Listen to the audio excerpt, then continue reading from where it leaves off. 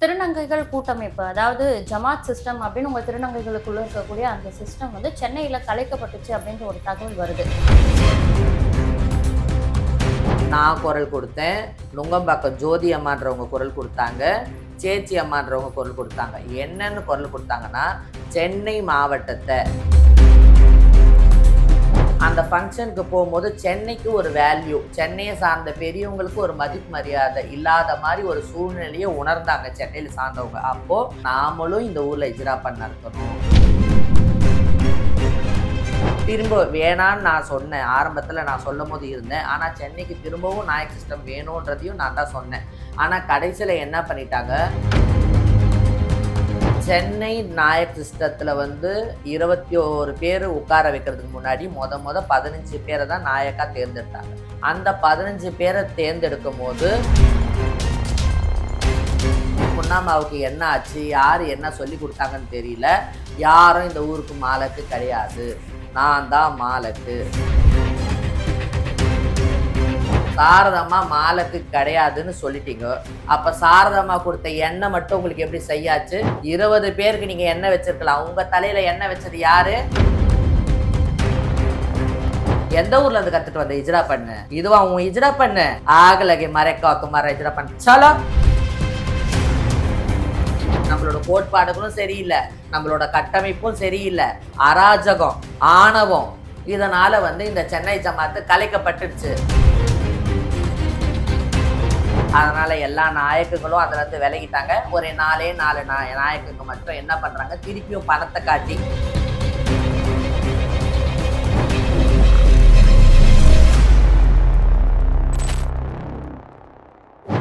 லொகேஷன்ல flats வாங்கி ஸ்மார்ட்டா invest பண்ணணும்னு நினைக்கிறீங்களா? அப்படின்னா உங்களுக்கு பெஸ்ட் ஆப்ஷன் ராகாவின் எம்எஸ்கே மெகா சிட்டி தான். தக்கோலம் அருகிலப்பாடியில் இருக்கும் இந்த பிளாட்ஸ் 600 ஸ்கொயர் ஃபீட்டே வெறும் 4 லட்சத்துல இருந்து தொடங்கலாம். சிஎம்டிஏ அண்ட் ரெடா அப்ரூவ் பெற்ற இந்த பிளாட்ஸ்க்கு மிக அருகாமையிலேயே Thakkolam railway station, express highway, national ஹைவேன்னு எல்லா வசதியுமே இருக்கு.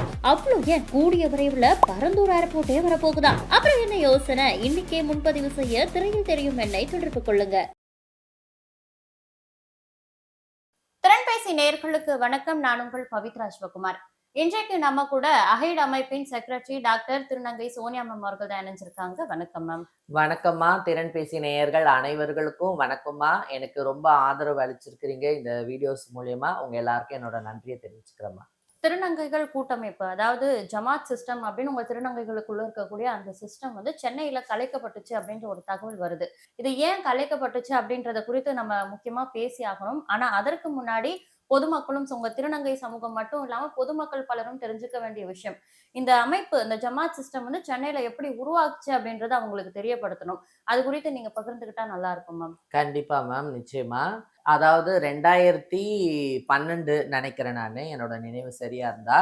அப்ப வந்து அருணம்மா அப்படின்னு சொல்றவங்களும், குட்டிமான்னு சொல்றவங்களும் 2 பேரும் தான் வந்து இந்த சென்னைக்கு நாயக்கா தலைவரா தேர்ந்தெடுக்கணுன்ற மாதிரி ஒரு பேச்சுவார்த்தை போய் எல்லாரையும் அவங்க கிட்ட பேசி இதை வந்து ஒரு ஆரம்பிச்சு வைக்கலாம் அப்படின்னு சொல்லிட்டு சென்னைக்கு முடிவு பண்ணாங்க.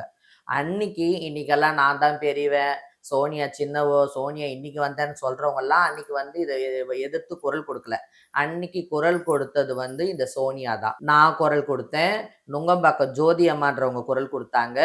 சேச்சி அம்மான்றவங்க குரல் கொடுத்தாங்க. என்னன்னு குரல் கொடுத்தாங்கன்னா, சென்னை மாவட்டத்தை, சென்னை மக்களை, சென்னையை சார்ந்த, சென்னையில பிறந்து வளர்ந்த திருநங்கையை தான் ஆள வேண்டும். எல்லாரும் வாழலாம், வந்தாரை வாழ வைக்கும் சென்னை தான்.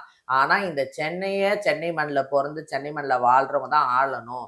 நீங்க 2 பேர் வேற வேற ஊரை சேர்ந்தவங்கன்னு சொல்லிட்டு அன்னைக்கு தடையா வந்து எல்லாத்தையும் பேசணும். அன்னைக்கு நாங்க பேசுனது, இன்னைக்கே இவங்க 3 பேர் இப்படி பேசுறாங்க, உங்களை சார்ந்தவங்களே இவ்வளவு பேசுறாங்க, நாளைக்கு இது ஒரு மண்டபத்திலேயோ எங்கேயோ கொண்டு போய் பேசும்போது இது ரொம்ப பெரும் பேசு பொருளா ஆயிடும்.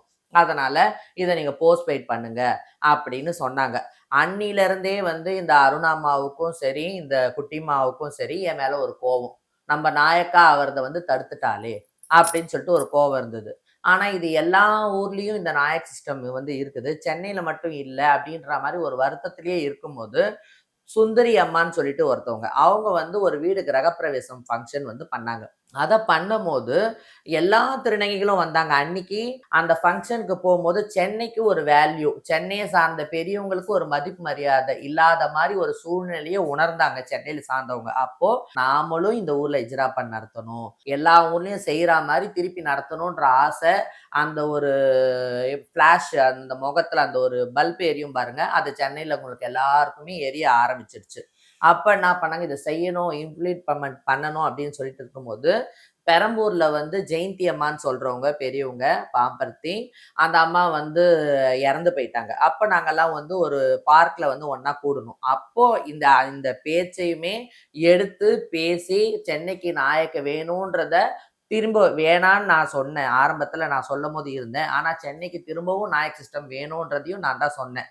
ஆனா கடைசியில என்ன பண்ணிட்டாங்க, பெரியவங்களுக்கெல்லாம் மட்டும் ஒரு ஒரு நாயக் பதவி, எங்களுக்கெல்லாம் நாயக் பதவி இல்ல, என் குருக்கெல்லாம் இல்லன்னு சொல்லும்போது தான், நாங்க அத போராடி வாங்க வேண்டிய சூழ்நிலை ஆச்சும்மா. இதுதான் சென்னையில நாயக் சிஸ்டம் உருவான வரலாறு. இப்போ இது கலைக்கப்பட்டுச்சுன்னு சொல்றாங்கல்ல. எப்படி கலைக்கப்பட்டுச்சு? இதனோட அடிப்படை எங்க இருந்து ஆரம்பிச்சுச்சு அப்படின்றத சொல்லுங்க. அதாவதும்மா, நான் திரும்ப திரும்ப சொல்றேன்.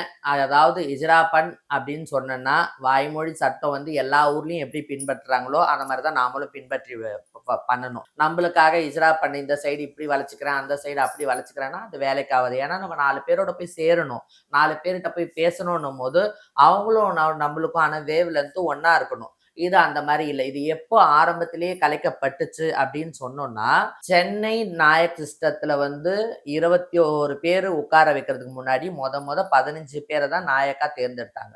அந்த 15 பேர தேர்ந்தெடுக்கும்போது, அவங்கள்ல வந்து நாயக்கு பதவியே வேணான்னு ராதாம்மா இருந்தாங்க. 21 பேர்ல வந்து 20 பேரு நாயக்கு பதவி வேணும். நாயக்கு பதவி எப்ப கிடைக்கும்?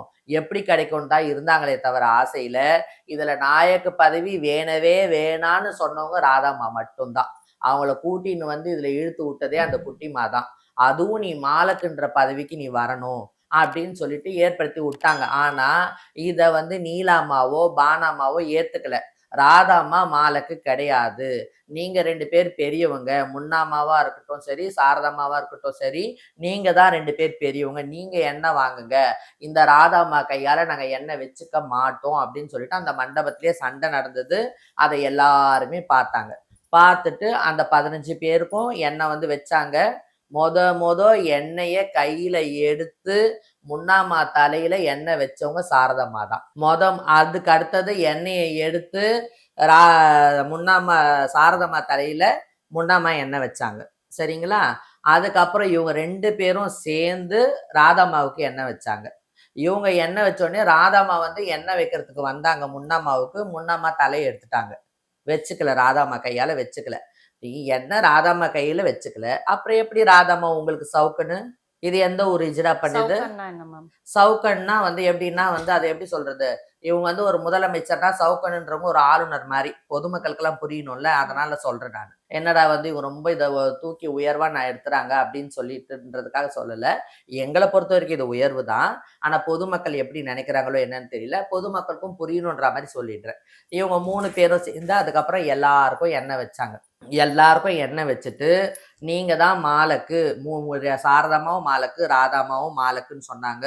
சாரதாம்மாவ கூட்டிட்டு வந்து லச்சா மூக்குத்தி எடுத்துட்டு வாங்க. எல்லாருக்கும் போடணும். நான் இந்த சைட்லேருந்து புடவை எடுத்துட்டு வரேன். நம்ம இந்த காசுங்கள்லாம் போட்டு தான் நம்ம செய்யணும் அப்படின்னு சொல்லிட்டீங்க. சொல்லிட்டு 2 பேரும் மாலக்குன்னு சொல்லிட்டு எண்ணெய வச்சுக்கிட்டீங்க.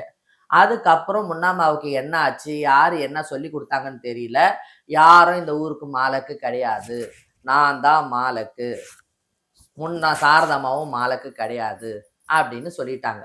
அப்ப அவங்க மாலக்கு கிடையாதுன்னு சொல்லிட்டீங்க. அப்ப அந்த இடத்துல ஒரு வீடு கிரகப்பிரவேசம் ஃபங்ஷன்ல வந்து நான் கேட்கிறேன். அது எப்படி ஒரு பெரியவங்கள நீங்க அவமானப்படுத்துவீங்க? அவங்கள மாலக்குன்னு சொல்லியிருக்கிறீங்க. அவங்களும் 4 ஊர்ல வாழ்றவங்க. இப்ப இப்படி சொல்லிட்டீங்கன்னா, அது எவ்வளோ பெரிய அவமானம். எவ்வளோ நாள் காத்துட்டு இருந்தீங்க, இந்த மாரிலாம் நீங்க அவங்கள அவமானப்படுத்தணும்னு சொல்லிட்டு. அப்ப அன்னைக்கு எண்ணெய் வைக்கிறதுக்கு ஏன் வந்து அவங்கள வச்சு எண்ணெய் வச்சீங்க அப்படின்னு கேட்டா, அவங்க பெரியவங்கன்ற முறைக்காக நான் வச்சேன் அப்படின்னாங்க. பெரியவங்கன்னா, குமாரியம்மா பெரியவங்க இல்லையா? நூரியம்மா பெரியவங்க இல்லையா? கலச்சிலை அம்மா பெரியவங்க இல்லையா? ஏன் இவங்களெல்லாம் கூட்டு வைக்காம அவங்கள மட்டும் கூட்டு வச்சுட்டு இன்னைக்கு இந்த மாரி அசிங்கப்படுத்துறீங்க? இன்னைக்கு இவ்ளோ சொல்றீங்களே, லச்சா மூக்குத்தின்றது எவ்ளோ பெரிய விஷயம். அத வந்து குடுத்தது யாரு? அதை வந்து அந்த சாரதம்மா தானே கொடுத்தாங்க. அன்னைக்கு இன்னைக்கு மாலைக்கு இல்லைன்னா என்ன சொல்லுவீங்க அப்படின்னு சொல்லி கேட்டதுக்கு, அதுக்கு செலவு பண்ணது 33,000 ஆச்சுன்னு சொன்னாங்க. அந்த 33,000 நான் திருப்பி கொடுத்துட்றேன் அப்படின்னு சொல்லிட்டு குடுத்தாங்க. ஆனா அத வந்து சாரதாம்மாவ சேர்ந்தவங்க யாருமே வாங்கல. இன்ன வரைக்குமே வாங்கல. அது வந்து யாரு கையில இருக்குதுன்னா, இந்த வியாசார்பாடியில இருக்கிற வெள்ளை பானம்மா கையில தான் இருக்குது. நான் இப்ப சமீபமா ஒரு விஷயத்துக்கு நான் போகும்போது, இவங்களுக்கும் சாரதாம்மாவுக்கும் என்ன மன கஷ்டம்னு தெரியல பானம்மாவுக்கு. அன்னைக்கு சொல்றாங்க, "முன்னாம்மா குடுத்த 33,000 என் கையில தான் இருக்குது. ஒரு நாள் இத முன்னாம்மா சொல்லும்போது நான் உங்க கையில குடுப்பேன்னு" சொல்றாங்க. சரி, ஓகே. முன்னாம்மா சாரதாம்மா குடுத்த ஆளுக்கு கிடையாதுன்ட்டீங்க. சாரதாம்மா குடுத்த லட்சா மூக்குத்திக்கு நீங்க பணத்த குடுத்துட்டீங்க. சரிங்களா? சாரதாம்மா மாலைக்கு கிடையாதுன்னு சொல்லிட்டீங்க. அப்ப சாரதாம்மா குடுத்த எண்ணெய் மட்டும் உங்களுக்கு எப்படி செய்யாச்சு? 20 பேருக்கு நீங்க எண்ணெய் வச்சிருக்கலாம். உங்க தலையில எண்ணெய் வச்சது யாரு? சாரதாம்மா தானே வச்சாங்க எண்ணெய். அப்ப அவங்கள மாலைக்கு இல்லன்ட்டனா உங்க பதவி எப்படி உங்களுக்கு இதுவாகும்? சொல்லுங்க. இப்ப நான் உங்களுக்கு பொதுமக்களுக்கு புரியிற மாரி கேட்கிறேன். ஒரு முதலமைச்சர் இருக்கிறாரு. அவருக்கு பதவி பிரமாணம் ஒரு ஆளுநர் வந்து பதவி பிரமாணம் பண்ணி வைக்கிறாரு. நீ முதலமைச்சரா ஆயிட்ட பிறகு அவர்லாம் ஆளுநர்லாம் கிடையாது. அவர் சும்மா நான் கூட சும்மா நிக்க வச்சேன் படிக்கிறதுக்காக. நான் தான் முதலமைச்சர் நான் சொல்றேன்னு சொல்லிட்டேன்னா, அப்ப அந்த பதவிய அவர் ஆளுநர் கிடையாதுன்னா அந்த பதவி எப்படி உனக்கு சரியாகும்? எந்த ஊர்ல இருந்து கத்துட்டு வந்த இஜ்ரா பண்ணு? இதுவா உன் இஜ்ரா பண்ணு? ஆகலகே மறைக்கா துமாரா இஜ்ரா பண்ணு. சலோ. இதெல்லாம் எதிர்த்து அப்போ நீங்க மட்டும் தான் கேள்வி எழுப்புனீங்க. நான் மட்டும் தாம்மா கேள்வி கேட்டேன். ஏன்னா எல்லாருமே வந்து ஏதோ ஒரு விஷயத்துல வந்து அடிக்ட் ஆயிட்டு இருக்காங்கம்மா இந்த முன்னாமாவுக்கு. அவங்கள எதிர்த்து கேள்வி கேட்க முடியாம அதை என்ன பணத்த குடுத்து பிளாக் பண்ணி வச்சிருக்கிறாங்களோ, இல்ல வேற எத குடுத்து பிளாக் பண்ணி வச்சிருக்காங்களோ தெரியல. எல்லாம் இப்படி பண்ணிட்டாங்க. இந்த ஊர்ல நீ வந்து நீ வந்து மாலைக்கு இல்லன்னு சொல்லிடுவ. உனக்கு எண்ணெய் வச்சவங்கள மாலைக்கு இல்லன்னு சொல்லிடுவ. இந்த ஊர்ல அவங்க குடுத்த பணத்த வந்து நீ லட்சாமூத்தி போடுறதுக்கு நீ காச குடுத்துருவ. இதே வெளியூர்ல நீ செஞ்சுடுவியா? செஞ்சா அந்த பெரியவங்க ஏத்துக்குவாங்களா? எந்த ஊர்ல நடக்குது இந்த மாதிரிலாம் கதை? இது பேர்லாம் உங்களுக்கு இஜ்ரா பண்ணா? வாங்க நான் இன்னைக்கு சின்ன திருநங்கை தான். நான் பேசுறேன். இத வந்து உலகம் முழுதுல இருக்கிற தமிழ் பேசுற திருநங்கைகள் தமிழ கொஞ்சம் கொஞ்சமா தெரிஞ்ச திருநங்கைகள் கூட பார்ப்பாங்க. அவங்க சொல்லட்டும் இதுக்கு பதிலு. இது எவ்வளவு பெரிய தப்பு? இல்ல இதெல்லாம் எப்பவோ நடந்த விஷயம் தானே மேம். அதுக்காக இப்ப வந்து நாய் சிஸ்டத்த கலைக்கிறதா அதிகாரப்பூர்வமா சொல்லியிருக்கிறதுக்கு காரணம் என்ன? இத அதிகாரப்பூர்வமா சொன்னதுக்கு காரணம் என்னன்னா, பிரச்சனை மேல பிரச்சனை போயிட்டே இருக்குது அவங்களுக்கு. சரி என்ன பண்ண முடியும்? நம்ப வந்து எது ஒண்ணுனாலும் மாலக்குன்னு மாலக்க போட்டு இழுக்குறாங்க. அப்ப அந்த மாலக்கு பதவி நம்ம இல்லன்னு சொல்லிடலாம். இந்த அளவுக்கு நம்மள வந்து சோனியான்றவங்களும், மந்த்ராக்கான்றவங்களும் நம்மள வந்து இந்த அளவுக்கு நம்மள வந்து நம்மளோட பண்ண ஊழல்கள் எல்லாம் வெளியில காட்டிட்டாங்க. அதனால சட்டம் எப்படி சொல்றது? நம்மளோட கோட்பாடுகளும் சரியில்ல. நம்மளோட கட்டமைப்பும் சரியில்ல. அராஜகம், ஆணவம். இதனால வந்து இந்த சென்னை ஜமாத்து கலைக்கப்பட்டுடுச்சு. ஆனா இத வந்து இப்பத்திக்கு நம்ம பூரா கலைச்சிட்டோம்னு சொல்லும்போது இவங்கெல்லாம் திருநங்கைகள்லாம் அழுது இருக்கிறாங்க, காலை பிடிச்சிருக்கிறாங்க. நாயக்குங்கெல்லாம் அம்மா நீங்க அப்படி சொல்லிடாதீங்கம்மா அப்படின்னு சொல்லிக்கிறாங்க. அதனால நீங்க நாயக்குன்னா இருந்துக்கோங்க. நானும் நாயக்கு அப்படின்னு இவங்க ஒரு வாய்மொழியா இவங்க வந்து சொல்லிட்டு இப்பத்திக்கு மாலக் பதவியில இருந்து வெளியில வந்துக்கலாம் அப்படின்னு சொல்ற மாதிரி சொல்லி வச்சிருக்கிறாங்க.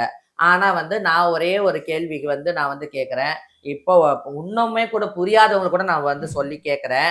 இப்ப நம்ம செஸ் விளையாட்டு விளையாடுறோம். ராஜாக்கு செக்மேட் வச்சாச்சு. ராஜா அவுட்னா ஆட்டம் க்ளோஸா இல்லையா? அப்புறம் நீ ராணி படை இருந்துன்னா என்கிட்ட குதிரை படை இருந்துன்னா என்கிட்ட யானை படை இருந்து என்ன பிரயோஜனம்? சொல்லுங்கம்மா. அந்த ஆட்டம் க்ளோஸா இல்லையா நீங்க சொல்லுங்க. Game over. கேம் ஓவர் தானே. ஒரு ராஜாக்கு செக்மேட் வச்சாலே ஓவர். இங்க 2 ராஜாவும் செக்மேட் வச்சுட்டாங்க. எப்படி நாயக்கு? இதை எல்லாமே மற்ற நாயக்குங்களுக்கு புரிஞ்சிருச்சு. அதனால எல்லா நாயக்குங்களும் அதுல இருந்து விலகிட்டாங்க. ஒரு 4 நாயக்குங்க மட்டும் என்ன பண்றாங்க? திருப்பியும் பணத்தை காட்டி பணத்தை பிரிக்கிறாங்களாம். அந்த பணத்தை பார்த்து மற்ற நாயக்குங்கெல்லாம் வந்துருவாங்களாம். அதனால அதை வச்சு ஒரு வீடியோ போட்டிருக்காங்க. ஒரு 4 நாயக்கு மட்டும் சேர்ந்து அதை பண்ணி வச்சுக்கிறாங்க. பணத்துக்காக மற்ற நாயக்குங்க சேர மாட்டாங்கோ இனிமேட்டு. புரிஞ்சிடுச்சு நாயக்குங்களுக்கு உங்களோட லீலெல்லாம் புரிஞ்சிடுச்சு. இனி யாரும் வரமாட்டாங்கோ. நல்ல சூடு சொரணை மானம் இருக்கிறவங்க இனி நான் நாயக்குன்னு சொல்ல மாட்டாங்க. நாங்களும் எங்களுக்கும் அந்த முன்னாமா வச்ச எண்ணெய் வந்து ஆயிடுச்சு. நாங்களும் நாயக் கிடையாது. அதனாலதான் நாங்க இன்னைக்கு பூக்காராயாவை மாலக்காய் எடுத்துக்கிட்டு அவங்க வழியில நாங்க நடந்து போறதுக்கு நாங்க பண்ணிருக்கிறோம். இன்னைக்கு நாங்க பூக்காராய மாலக்காய் எடுத்துக்கிட்டோம். மாலக்காய் எடுத்துக்கிட்ட ஆட்கள் நாங்க தான். நீங்க இதுக்கு முன்னாடி நீங்க அவங்கள பார்த்தீங்களோ பார்க்கலையோ, அவங்க பேர்ல இருந்தீங்களோ இல்லையோ, நீங்க என்ன செஞ்சீங்களோ, ஆனா இன்னைக்கு இதுக்கு மேல பூக்காராயக்கு நாங்க தான். எங்களுக்கு பூக்காராயா தான். நீங்க வேற யாரும் வந்து உரிமை கொண்டாட முடியாது. அதையும் இது வழியா தெரிவிச்சுக்கிறேன். மந்த்ரா மேம் ஒரு 1.5 வருஷத்துக்கு முன்னாடி இந்த விஷயம்லாம் பத்தி அவங்க பாதிக்கப்பட்டு பொதுவெளியில வந்து பேசும்பொழுதே வந்து ஒரு ஆடியோ ஒண்ணு ரிலீஸ் பண்ணியிருந்தாங்க. என்னன்னா, மாலக்கு இருந்த முன்னா அவர்கள் வந்து இந்த ஜமாத் சிஸ்டம் கலைக்கப்பட்டுச்சு. நான் மாலக்கு கிடையாது, யாரும் நாயக்கும் கிடையாது. இது அதாவது கலைக்கப்பட்டுச்சு அப்படின்ற மாரிலாம் சொல்லியிருந்தாங்க. அப்பயே வந்து அத ஏத்துக்காம எங்களுக்கு ஜமாத் வேணும் அப்படின்னு கமிஷனர் ஆஃபீஸ் முன்னாடி கொடி பிடிச்ச நெறைய திருநங்கைகள நம்ம பார்த்தோம். அவங்க சொல்லி அதாவது உருவாக்குனவங்களே கலைக்கப்பட்டதா சொல்லி கூட ஏத்துக்காதவங்க, அந்த ஆடியோ ரிலீஸ் பண்ணியும் ஏத்துக்காதவங்க, இப்போ எப்படி ஏத்துக்கிட்டாங்களா இல்லையா? இன்னைக்கு நான் விவரமா சொல்லிட்டேன்லம்மா. இனி யாருமே ஏத்துக்காம இருக்க மாட்டாங்க. அததான் சொல்லிட்டேனே. சூடு, சொரணை, மானம் இருக்கிறவங்க இனி நான் நாயக்குன்னு சொல்ல மாட்டாங்க. ஜமாத் சிஸ்டத்தால நீங்க வந்து பல விதத்துல பாதிக்கப்பட்டிருந்தாலும், உங்களுடைய இளம் திருநங்கைகள் பாதிக்கப்படாம இருக்கிறதுக்கான பல விஷயங்கள நேரம் ஒதுக்கி பகிர்ந்துக்கிட்டீங்க. ரொம்ப நன்றி மேம். Thank you ma'am. பிரைம் லொகேஷன்ல பிளாட்ஸ் வாங்கி ஸ்மார்ட்டா இன்வெஸ்ட் பண்ணணும்னு நினைக்கிறீங்களா? அப்படின்னா உங்களுக்கு பெஸ்ட் ஆப்ஷன் ராகாவின் MSK மெகா சிட்டி தான். தக்கோலம் அருகலபாடியில் இருக்கும் இந்த பிளாட்ஸ் 600 ஸ்கொயர் ஃபீட்டே வெறும் 4 லட்சத்துல இருந்து தொடங்கலாம். CMDA அண்ட் ரெடா அப்ரூவ் பெற்ற இந்த பிளாட்ஸ்க்கு மிக அருகாமையிலேயே Thakkolam railway station, express highway, national ஹைவேன்னு எல்லா வசதியுமே இருக்கு. அவ்வளோ ஏன் கூடிய விரைவில் பரந்தூர் ஏர்போர்ட்டே வரப்போகுதா? அப்புறம் என்ன யோசனை? இன்னைக்கே முன்பதிவு செய்ய திரையில் தெரியும் எண்ணை தொடர்பு கொள்ளுங்க.